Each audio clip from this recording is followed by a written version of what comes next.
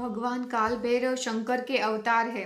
कार्तिक वद आठम के शुभ दिन पर भगवान शंकर भैरव के रूप में प्रकट हुए, इसलिए इस दिन को कालाष्टमी या भैरवाष्टमी के रूप में जाना जाता है। भगवान भैरव के स्मरण मात्र से ही सभी प्रकार के पाप और कष्ट दूर हो जाते हैं। भैरव की पूजा फलदायी होती है।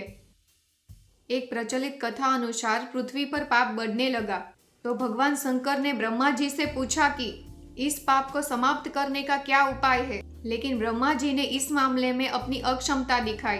इसलिए भगवान शंकर ब्रह्मा जी पर क्रोधित हो गए और उस क्रोध से काल भैरव का जन्म हुआ।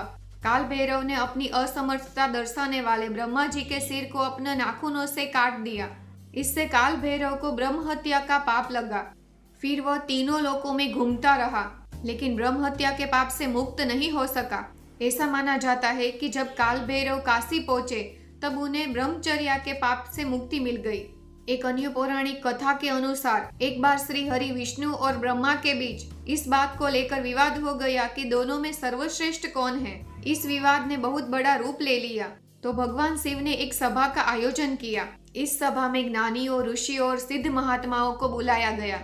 इस बैठक में एक निर्णय लिया जाता है जिसे भगवान विष्णु तो स्वीकार कर लेते हैं, लेकिन ब्रह्मा जी इस फैसले को मानने के लिए तैयार नहीं होते हैं और महादेव का अपमान करने लगते हैं। शांतचित्त भगवान शिव ब्रह्मा जी द्वारा अपना अपमान सहन नहीं कर सके और क्रोधित हो गए। इस गूंज से भैरव जी प्रकट हुए।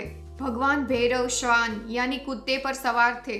उसके हाथ में दंड था, इसलिए उसे दंडाधिपति भी कहा जाता है। भैरव का रूप अत्यंत भयानक था।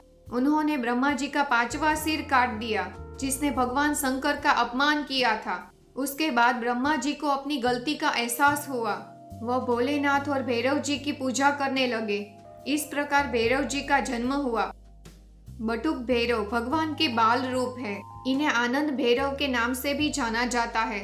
उनके इस सौम्य स्वरूप की आराधना फलदायी होती है, साथ ही कार्य में सफलता के लिए भी बहुत महत्वपूर्ण है। काल भैरव भगवान के साहसिक युवा रूप है। इस स्वरूप की पूजा करने से शत्रु मुक्ति, संकट मुक्ति और कोर्ट कचहरी के मामले में जीत हासिल होती है। सभी प्रकार के डर और भय से मुक्ति मिलती है। काल भैरव को भगवान शंकर का रुद्रावतार भी माना जाता है। भगवान भैरव को भैरू महाराज, भैरू बाबा, काल भैरव, गोरा भैरव आदि नामों से भी जाना जाता है।